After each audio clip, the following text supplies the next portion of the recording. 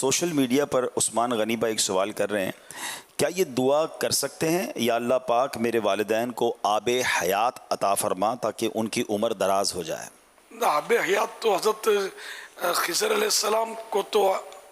یہ پینے کی ترکیب ہوئی ہے جو روایت ہے اس میں،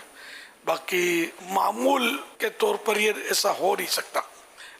عادتاً جس کو کہتے ہیں یہ ممکن نہیں ہے، امپوسیبل کام ہے معمول کے حساب سے، تو محال عادی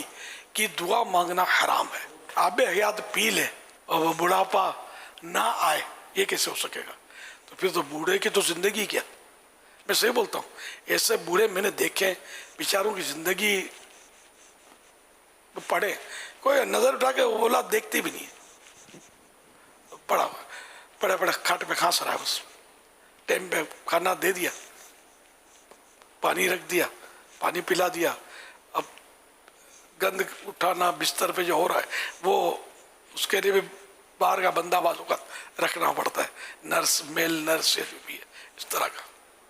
نہیں اٹھا سکتے، وہ پیسے ہوں تو وہ تنخواہ سے ہوگا، تو جو بہت آزمائش ہوتی ہے، تو اس لیے وہ آب حیات پینے کی اگر ملتا بھی ہو نا تو بھی نہ پیا جائے، میں تو نہ پیوں۔ ایک بات ہے کہ اللہ پاک نے جو ہمارے لیے ہماری اس امت کی عمریں جو ہے نا یہ 60 اور 70 کے درمیان ہے، اب جو 70 سے اوپر نکل گیا اب وہ سمجھو اس کو کیا بولتے ہیں، اپنے بونس مل رہا ہے ایک طرح کا، سچی بات یہ کہ اب اس کو مطلب آسانیاں نہیں ہیں اس کے پاس، اب دشواریاں، اور ہر آنے والا دن اس کو دشواری کا پیغام دے رہا ہے، اس کی کمزوریاں اس کی بڑھتی ہیں، میموری کے مسائل، قوت برداشت کے مسائل،